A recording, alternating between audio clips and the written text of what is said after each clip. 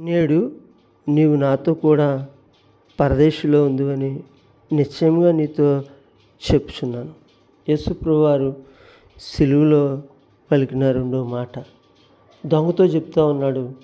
ఎన్నో నేరాలు ఘోరాలు చేసినటువంటి దొంగ,